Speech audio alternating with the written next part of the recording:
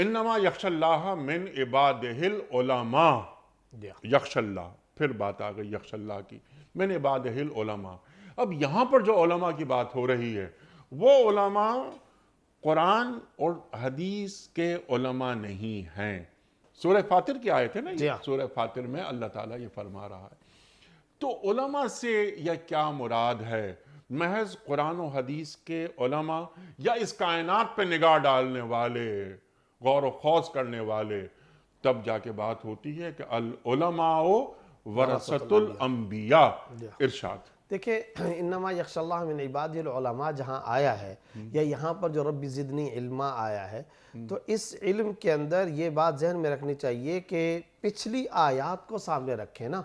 अलम तरा अन्नल्लाह अंज़ला मिनस समाई माअ फ़अख़रजना बिही समरात मुख्तलिफ़ुन अलवानुहा व मिनल जिबालि जुददुन बीदुन व हुम्रुन मुख्तलिफ़ुन अलवानुहा व ग़राबीबु सूद व मिनन नासि वद्दवाबि वल अनआमि मुख्तलिफ़ुन अलवानुहा कज़ालिक इन्नमा यख्शल्लाह मिन इबादिल उलमा। सुभान अल्लाह। पीछे तज़किरा आ रहा है दरियाओं का, समंदर का, नबातात का, जानवरों का, फलों का, फूलों का, पहाड़ों का, पहाड़ों और फलों फूलों के जायके और कलर्स का। सुभान अल्लाह। यानी पहाड़ों के भी कलर्स का तज़किरा अल्लाह रब्बुल इज़्ज़त फरमा रहे हैं। फिर वमिन अन्नासी वद्दवाबी वल अनआम, अन्नास लोग, वद्दवाब जानवर और चौपाए, वल अनआम जानवर।